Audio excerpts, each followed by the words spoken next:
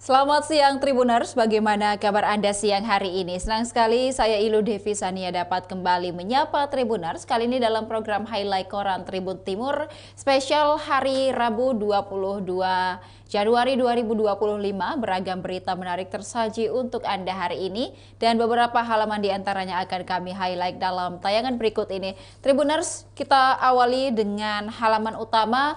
Dengan headline berita, orang tua ingin anak tetap belajar. Wacana libur selama Ramadan dibatalkan. Jam belajar ditentukan pemerintah daerah. Menteri Pendidikan Dasar dan Menengah, Menteri Agama dan Menteri Dalam Negeri akhirnya mengeluarkan surat edaran tentang pembelajaran di bulan Ramadan tahun 2025. Edaran yang diteken pada 20 Januari itu ditujukan kepada Kepala Daerah, Kepala Dinas Pendidikan Provinsi dan Kabupaten Kota, Kepala Kantor Wilayah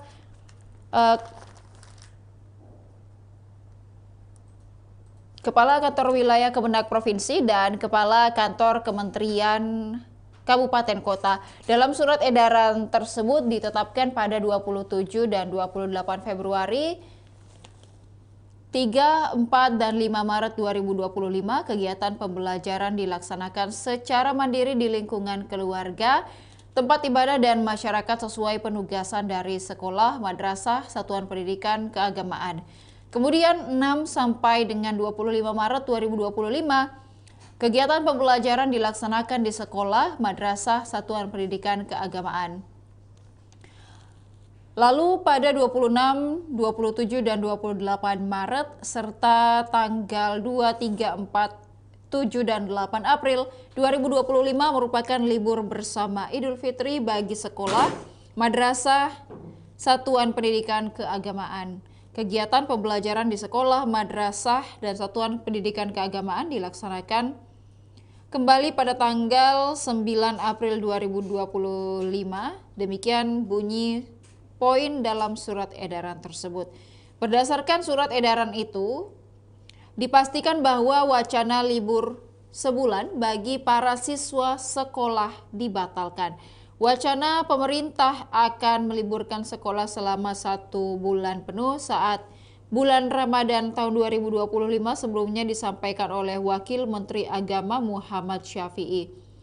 Menurut Menteri Pendidikan Dasar dan Menengah Abdul Mukti, poin-poin dalam surat edaran terkait pembelajaran di bulan Ramadan yang terbit tahun ini hampir sama dengan Ramadan tahun sebelumnya. Kemudian Tribuners, dari wacana libur yang akan dilaksanakan pada Ramadan mendatang, ada beberapa opsi, dan opsi kedua yang memang paling dominan dipilih ataupun juga disukai. Sejak awal, kepala sekolah di daerah menginginkan agar pemerintah tidak meliburkan anak sekolah selama bulan Ramadan secara penuh. Kepala SMP Negeri 1 Makassar, Suhaib Ramli misalnya, meski belum ada petunjuk teknis mengenai skema libur selama bulan Ramadan, namun ia berharap agar pemerintah menerapkan skema kedua. Skema itu adalah peserta didik diliburkan sepekan menjelang 1 Ramadan dan masuk kembali 2 pekan selama Ramadan. Itu yang kita terapkan selama ini, libur dulu sebelum puasa dan masuk lagi 2 minggu pada saat puasa, nanti menjelang lebaran libur lagi, ucap Suhaib Ramli kepada Tribun Timur. Porsi untuk mata pelajaran umum, kata Suhaib, juga akan dikurangi sebaiknya. Aktivitas di sekolah juga dikurangi waktunya. Setelah sholat duhur, anak-anak sudah bisa kembali ke rumah masing-masing. Kemudian Tribuners dapat melihat skema jadwal belajar dan libur siswa selama Ramadan dan Idul Fitri. Tertera pada layar Anda ada kalender pembelajaran dari Februari, Maret, hingga April. Pada bulan Februari, di tanggal 27 hingga 28, pembelajaran mandiri di keluarga, tempat ibadah, dan masyarakat sesuai penugasan sekolah. Kemudian memasuki bulan Maret, yang dimana juga puasa Ramadan telah dimulai. Siswa belajar di sekolah. Siswa yang beragama Islam dianjurkan tadarus Al-Quran, pesantren kilat, kajian keislaman, dan kegiatan lainnya. Sedangkan siswa non-muslim dianjurkan melakukan bimbingan rohani dan kegiatan keagamaan sesuai agama dan kepercayaan masing-masing. Kemudian pada bulan April, libur bersama Idul Fitri hingga pada 8 April 2025 dan siswa nantinya akan kembali aktif bersekolah pada tanggal 9 April 2025 tepatnya di hari Rabu.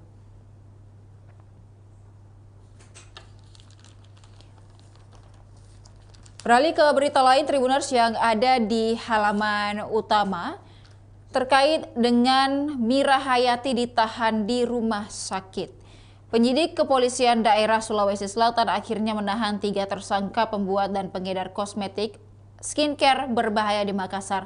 Salah satunya adalah selebgram Mira Hayati. Selain Mira, 2 tersangka lainnya adalah Mustadir Daensila yang merupakan suami dari Feni Frans serta Agus Salim. Ketiganya telah ditetapkan sebagai tersangka sejak November 2024 lalu. Kasubit Penmas Bit Humas Polda Sulsel, Yerlin Tanding, mengatakan ketiganya baru ditahan lantaran berkas perkara ketiganya baru lengkap pada kemudian atau P21 mereka baru lengkap, kan sudah lengkap berkasnya, sudah P21 dan akan dilakukan pelimpahan terhadap 2 yaitu pengiriman tersangka dan barang bukti ke JPU. Yerlin menjelaskan penahanan ketiga tersangka dilakukan pada Senin 20 Januari 2025. Meski ketiganya ditahan, 2 diantaranya Mira Hayati dan Agus Salim langsung dibantarkan ke rumah sakit lantaran mengeluhkan kondisi kesehatannya. Kemudian pada sisi atas koran Tribun Timur halaman utama, Tribuners, terkait kejar pertumbuhan ekonomi 8%, Presiden Prabowo resmikan 37 proyek ketenaga listrikan nasional. Pemerintahan baru di bawah kepemimpinan Presiden Prabowo Subianto tancap gas mempersiapkan pembangunan untuk mengejar target pertumbuhan ekonomi nasional 8%. Tidak tanggung-tanggung dalam 100 hari masa pemerintahannya, diresmikan 37 proyek ketenaga listrikan terdiri dari pembangkit transmisi dan gardu induk di 18 provinsi pada Senin 20 Januari 2025 di pembangkit listrik tenaga air PLTA Jati Gede, Sumedang, Jawa Barat. Langkah ini pun tercatat sebagai peresmian proyek ketenaga listrikan terbesar di dunia. Presiden Prabowo menekankan pentingnya penguatan sektor ketenaga listrikan sebagai bagian dari swasembada energi demi kesejahteraan rakyat. Pembangkit baru berkapasitas total 3.222 MW dan telah beroperasi ini menjadi sumber pasokan kelistrikan untuk memenuhi kebutuhan industri dan melistriki kawasan pembangunan baru termasuk wilayah-wilayah terpencil. Kita ingin menjadi negara modern, negara maju. Kita ingin meningkatkan kesejahteraan bangsa Indonesia. Kita ingin menghilangkan kemiskinan dari bumi Indonesia. Untuk itu kita butuh untuk menjadi negara industri, ungkap Prabowo. Prabowo juga menyampaikan pentingnya pemanfaatan potensi EBT guna memenuhi kebutuhan energi dalam negeri. Dia yakin bahwa ketersediaan pasokan listrik yang andal, bersih, dan terjangkau membuat industri akan semakin tumbuh subur dan investasi akan mengalir ke Indonesia.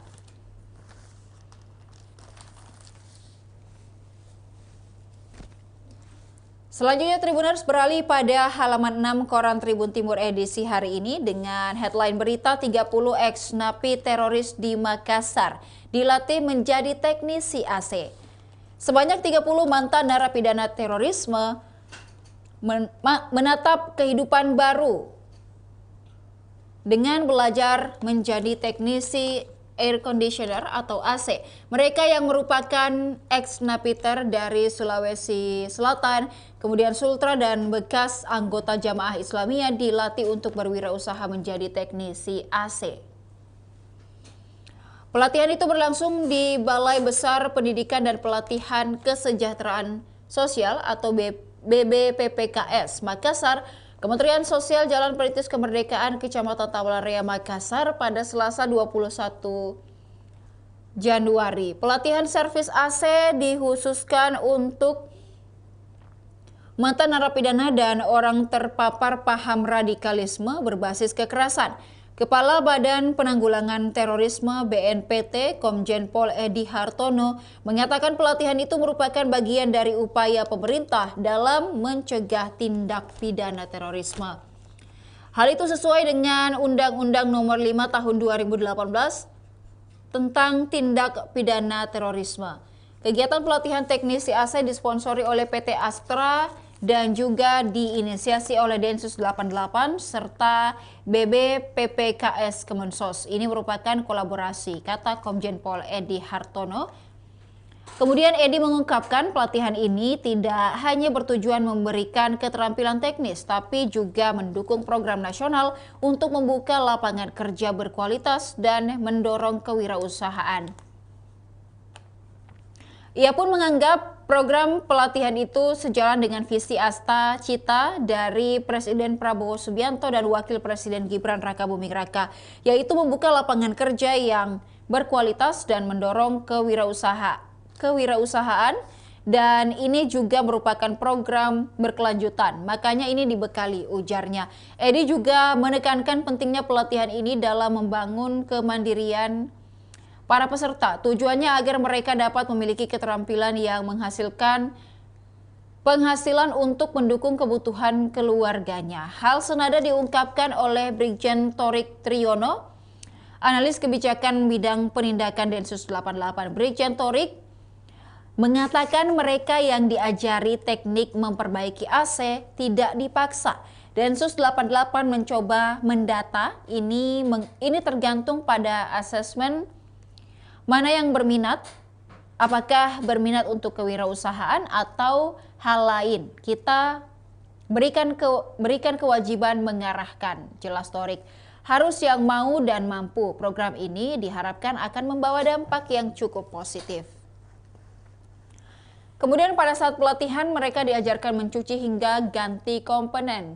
Sementara itu, Strategic Business Intelligence Department Head of PT Astra Jaka Fernando mengatakan pelatihan yang berlangsung di Kota Makassar ini merupakan yang ke-66 di Indonesia. Pelatihan ini meliputi servis AC, mulai dari mencuci AC, mengganti komponen AC hingga perawatan berkala. Menurutnya pelatihan servis AC ini adalah langkah tepat bagi ex-napiter untuk mengasah keterampilan guna mendapatkan hidup baru bersama keluarganya. Karena permintaan akan servis AC ini cukup besar dan sangat dibutuhkan di mana-mana.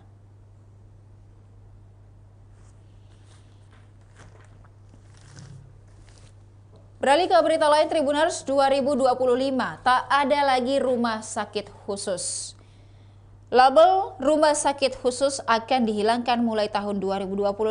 Hal ini menjadi perbincangan dalam rapat evaluasi dan monitoring Badan Layanan Umum Daerah atau BULD Rumah Sakit Provinsi Sulawesi Selatan di ruang rapat pimpinan kantor Gubernur Sulsel, Jalan Urip Sumoharjo, Makassar. Sekretaris Daerah Sulsel Jufri Rahman mengatakan pertemuan ini termasuk membahas rencana penyatuan sejumlah rumah sakit daerah. Kemudian bicara aturan baru Kemenkes bahwa nanti tidak akan ada lagi rumah sakit khusus. Makanya kita mencari bagaimana formatnya nanti seperti RS khusus gigi dan mulut, karena tidak ada lagi rumah sakit khusus, yang ada itu layanan unggulan, kata Jufri Rahman usai rapat. Saat ini ada 8 rumah sakit milik pemerintah Provinsi Sulawesi Selatan. 7 diantaranya yakni 3 rumah sakit umum daerah atau RSUD berlokasi di Kota Makassar, kemudian RSUD Labuang Baji, RSUD Haji Makassar, kemudian RSUD Sayang Rakyat. Lalu ada juga rumah sakit khusus daerah atau RSKD, yakni RSKD Dadi, RSKD Gigi Mulut, RSKD Ibu dan Anak Fatima, serta RSKD Ibu dan Anak Pertiwi. Satu lagi di Kabupaten Bone, RSUD Pening. Jufri mengaku label rumah sakit khusus akan dihilangkan, sebagai gantinya disebut layanan unggulan seperti rumah sakit Dadi itu rumah sakit umum dengan layanan unggulan jiwa, kata Jufri Rahman. Ada sejumlah opsi yang ditawarkan untuk menerapkan aturan tersebut, diantaranya penyatuan rumah sakit milik pemerintah Provinsi Sulawesi Selatan. Tadi ada tawaran Pak Asisten Dr. Iksan bahwa bagaimana rumah sakit gigi mulut diintegrasikan masuk ke rumah sakit Dadi sehingga rumah sakit Dadi jadi rumah sakit umum unggulan gigi, kata Jufri Rahman. Kemudian rumah sakit unggulan jiwa pindah ke rumah sakit Sayang Rakyat, ideal tempatnya karena akses sulit jauh dari perumahan. Sehingga kalau orang gangguan jiwa dipindahkan ke sana lebih aman. Kalau di tengah kota begitu, keluar pagar keliaran susah juga. Jufri mengaku terbuka mendengar pendapat dan masukan, sementara itu timnya juga masih menggodok konsep pelayanan penyelarasan rumah sakit tersebut. Kita membuka pendapat dan masukan itu akan dipertimbangkan oleh dan dilaporkan ke PJ Gubernur. Kemudian Tribuners beralih ke berita lain, PDAM sukses turunkan tingkat kehilangan air. Perumda Air Minum atau PDAM Kota Makassar berhasil menurunkan tingkat kehilangan air di Kota Makassar. Tingkat kehilangan air di Kota Makassar menurun 56% menjadi 48%. Pencapaian tersebut merupakan hasil kerja sama antara Kota Kawasaki, Jepang, yakni Makassar Kawasaki Project. Direktur Utama PDAM Makassar, Beni Iskandar, menyampaikan kerjasama ini berjalan mulai pada tahun 2022 lalu. Melalui Makapro, kita berhasil menurunkan tingkat kehilangan air dari 58 jadi 48 sekian. Ada pencapaian sekitar 9,35% yang sudah bisa kita turunkan. Kota Kawasaki memberikan bantuan hibah berupa alat pendeteksi kebocoran. Menurut Beni, alat ini sangat efektif digunakan untuk meminimalisir kebocoran air. Kerjasama lainnya yang dilakukan bersama Kota Kawasaki ialah pertukaran ilmu pengetahuan antara SDM yang ada di PDAM Makassar dan Kawasaki. Sejauh ini PDAM Makassar telah mengirim 14 pegawai termasuk 4 direksi PDAM untuk belajar terkait penanganan kebocoran air. Target dari kerjasama ini, kata Beni, ialah menurunkan non-revenue water atau NRW di angka 30%. Sejauh ini kebocoran air disebabkan oleh kondisi pipa yang sudah tua. Karenanya PDAM berusaha untuk bekerja sama dengan pihak ketiga untuk meremajakan pipa yang sudah berumur. Kita punya anggaran memadai sehingga kita kerjasama dengan pihak ketiga. Sekarang kita sudah inisiasi kerjasama dengan pihak ketiga khusus untuk kebocoran. Kerjasama dengan Kota Kawasaki diharapkan bisa berlanjut. PDAM menyasar kerjasama di sektor pelayanan pelanggan. Kita berharap ada kerjasama lanjutan bersama Kota Kawasaki. Kita harus cari tema lain, tidak bisa lagi untuk kebocoran air. Rencananya kita sasar pelayanan pelanggan.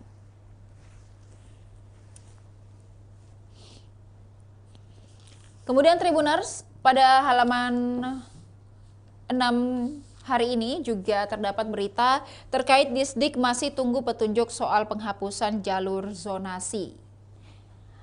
Dinas Pendidikan Kota Makassar masih menunggu petunjuk terkait penghapusan sistem zonasi pada penerimaan peserta didik baru. PLH Kepala Dinas Pendidikan Kota Makassar, Nilma Palamba, menyampaikan pada dasarnya jalur zonasi lahir dalam rangka pemerataan pendidikan. Anak usia sekolah bisa melanjutkan pendidikannya di sekolah terdekat berdasarkan zona tempat tinggalnya. Jalur zonasi bagus untuk pemerataan pendidikan, tidak ada lagi sekolah favorit, semua sekolah berstatus sama, ucap Nilma Palamba pada Tribun Timur. Kebijakan ini juga mendekatkan lingkungan sekolah dengan lingkungan keluarga, kata Nilma. Orang tua tidak lagi jauh-jauh mengantar anaknya ke sekolah. Dengan sistem zonasi ini membantu orang tua untuk mengefektifkan waktunya. Hanya saja jalur zonasi menurut Nil Menurut Nilma juga punya tantangan. Semua sekolah harus memiliki kualitas yang sama agar anak-anak bisa mengakses layanan pendidikan yang sama pula. Di sisi lain, layanan pendidikan di Kota Makassar belum sepenuhnya merata. Sekolah-sekolah tak tersebar di seluruh wilayah, ada yang menumpuk, ada juga yang kekurangan. Apalagi jumlah SD dan SMP di Makassar tak seimbang. Jumlah SD lebih banyak daripada SMP. SMP hanya 55, sementara SD ada 300-an. Rasionya tidak sebanding, ujar Nilma. Terkait kebijakan penghapusan jalur zonasi, Nilma masih menunggu arahan dari pemerintah pusat. Apapun kebijakannya, kata Kepala Dinas Ketenagakerjaan ini, maka Pemkot Makassar akan siap menjalankan. Kita tunggu saja dulu arahan dari pemerintah pusat. Soal teknis dan pengganti zonasi itu kita belum bisa pastikan.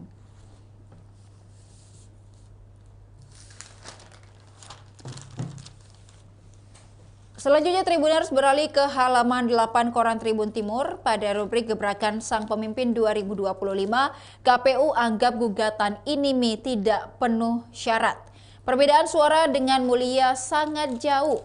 Kuasa hukum Komisi Pemilihan Umum atau KPU Makassar, Zahru Arkom, menilai gugatan yang diajukan oleh pasangan calon wali kota dan wakil wali kota Makassar, Indira Yusuf Ismail dan Ilham Ari Fauzi, melewati ambang batas yang ditetapkan.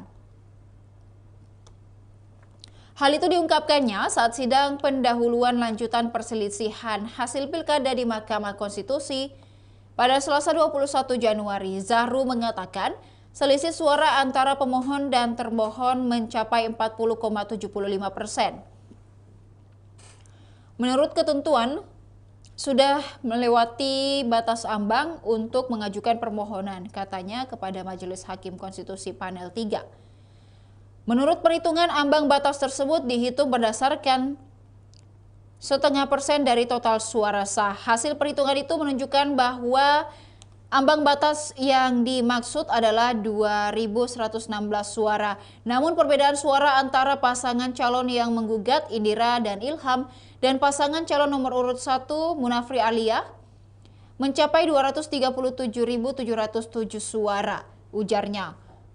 Olehnya, menurut Zahru, dengan selisih suara yang begitu besar, gugatan tersebut tidak memenuhi syarat karena telah melampaui ambang batas yang telah ditentukan. Oleh karena itu, pihaknya berharap agar permohonan tersebut tidak diterima dan diketahui syarat selisih suara itu diatur dalam Undang-Undang Nomor 10 Tahun 2016 tentang Pilkada. Undang-undang tersebut menyatakan perselisihan hasil pilkada harus diadili oleh Badan Peradilan Khusus. Para paslon yang hendak mengajukan gugatan juga harus memenuhi syarat selisih suara sebagaimana diatur dalam pasal 158 Undang-Undang Pilkada. Peserta pemilihan bupati dan wakil bupati serta wali kota dan wakil wali kota dapat mengajukan permohonan pembatalan penetapan hasil penghitungan perolehan suara dengan ketentuan salah satunya adalah perbedaan paling banyak sebesar 0,5% dari total suara sah hasil perhitungan suara. Kemudian ketentuan ini berlaku untuk daerah yang memiliki penduduk lebih dari 1 juta jiwa. Kota Makassar saat ini memiliki penduduk sekitar 1,4 juta jiwa. Kemudian syarat permohonan pembatalan hasil penghitungan suara. Jumlah penduduk 250.000, perbedaan paling banyak 2% total suara sah. Jika jumlah penduduk 250.000 sampai dengan 1 juta jiwa, 1% total suara sah. Kemudian jika jumlah penduduk 1 juta, 0,5% total suara sah. Adapun perolehan yang dapat Tribuners lihat pada infografis, untuk perolehan suara Munafri Arifuddin alias Mustika Ilham 319.112 suara atau 54,72%. Kemudian Andi Seto Gadis Taasapa dan juga Reski Mulfiati Lutfi 162.427 suara atau 27,85%, sedangkan Indira Yusuf Ismail dan Ilham Ari Fauzi memperoleh 81.405 suara atau 13,96%, dan juga terakhir ada Amri Arsyid dan Abdul Rahman Bando dengan perolehan suara 20.247 suara atau 3,47%. Dari sengketa ini Tribuners, KPU mengatakan hanya 39 TPS yang bermasalah. Terkait tanda tangan palsu yang ditudingkan oleh pasangan Indira Ilham, KPU Makassar mengatakan telah melakukan klarifikasi ke KPPS dan pemilih untuk memastikan kebenaran tanda tangan yang diduga palsu tersebut. Klarifikasi itu terhadap KPPS-nya juga terhadap pemilihnya yang disangka melakukan tanda tangan palsu, kata Zahru. Selain itu, Zahru mengatakan pasangan Indira Ilham menuding ada 308 TPS yang bermasalah, namun setelah dicermati ternyata hanya 39 TPS yang diduga terjadi masalah. Beralih ke daerah lain, Tribuners, Fatahudin dan juga Devi Bijak ukur baju dinas di Makassar. Bupati dan Wakil Bupati Kabupaten Luwu terpilih periode 2025-2030, Fatahudin dan Muhammad Devi Bijak Pawindu telah mengukur pakaian dinas upacara atau PDU menjelang pelantikan mereka. Dalam sebuah video yang beredar, keduanya terlihat kompak mengenakan setelan jas berwarna putih. Di situ terdapat banner bertuliskan Chess Taylor, penjahit yang berlokasi di Pancoran, Jakarta Selatan dan Makassar. Rata-rata kepala daerah terpilih sudah mengukur PDU dan kemarin Bupati dan Wakil Bupati terpilih sama-sama berada di Makassar, ujar Sekretaris DPD 2 Golkar Luwu, Muhammad Husbi Tori. Husbi menjelaskan bahwa Chess Taylor dipilih karena reputasinya dalam menangani jas pelantikan pejabat termasuk anggota DPRD. Setahu saya mereka bermitra dengan pemerintahan daerah. Beberapa anggota DPRD juga menjahit di sana, ungkapnya. Sementara itu, pasangan Fatahudin Devi Bijak masih menunggu kepastian jadwal pelantikan dari Komisi Pemilihan Umum. Jadwal tersebut bergantung pada hasil sidang sengketa pilkada yang masih berlangsung di Mahkamah Konstitusi. Husbi menyebut pelantikan kepala daerah tingkat kabupaten atau kota akan dilakukan oleh gubernur terpilih. Ia menyebutkan partai-partai pengusung Fatahudin dan Devi Bijak seperti Golkar, Demokrat, dan PKB akan hadir langsung dalam pelantikan. Namun ada pembatasan jumlah peserta yang diinginkan masuk ke lokasi pelantikan sesuai dengan aturan KPU. Berita terakhir pada halaman 8 Tribuners, PJ Gubernur usulkan kesehatan gratis ke DPRD Sulsel. Pejabat Gubernur Sulsel, Prof. Fajri Jufri telah mengusulkan program pemeriksaan kesehatan gratis PKG kepada DPRD Sulsel. Usulan program PKG yang merupakan salah satu program prioritas Presiden Republik Indonesia Prabowo Subianto kepada DPRD Sulsel dalam kunjungannya ke DPRD Sulsel Jalan Urip Sumoharjo, Makassar. Program ini bertujuan memberikan akses kesehatan gratis kepada seluruh lapisan masyarakat Indonesia termasuk 287 juta penduduk mulai dari balita, remaja hingga lanjut usia. Usulan program PKG ini disambut positif oleh Ketua DPRD Sulsel Andi Rahmatika Dewi alias Cicu. Cicu menyampaikan pihaknya sangat mendukung penuh program kesehatan yang diusulkan oleh pemerintah pusat. Dan ia mengatakan Pak PJ Gubernur Sulsel telah sampaikan bahwa ada program pemeriksaan kesehatan gratis yang harus masuk di APBD tahun 2025 ini, ujar Cicu. Hanya saja DPRD dan juga Pemprov Sulsel telah mengesahkan APBD pokok 2025. Oleh karena itu DPRD dan juga Pemprov Sulsel akan berupaya agar program ini dapat diakomodasi dalam APBD Perubahan 2025. Cicu menambahkan bahwa DPRD dan pemerintah Provinsi Sulawesi Selatan akan bekerja sama untuk memastikan kebijakan pemerintah pusat bisa diakomodasi dan diimplementasikan dengan baik di daerah.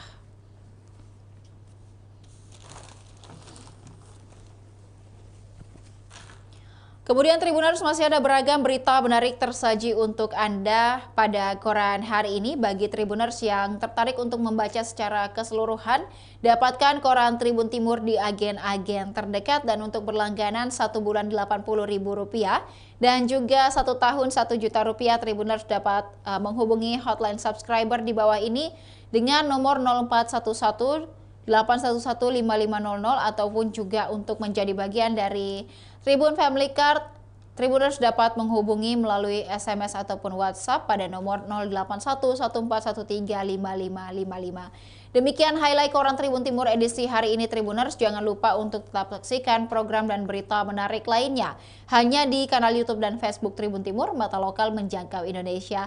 Saya Ilu Devi Sania beserta seluruh kerabat kerja pamit undur diri. Terima kasih dan sampai jumpa. Download Tribun X sekarang. Menghadirkan lokal menjadi Indonesia.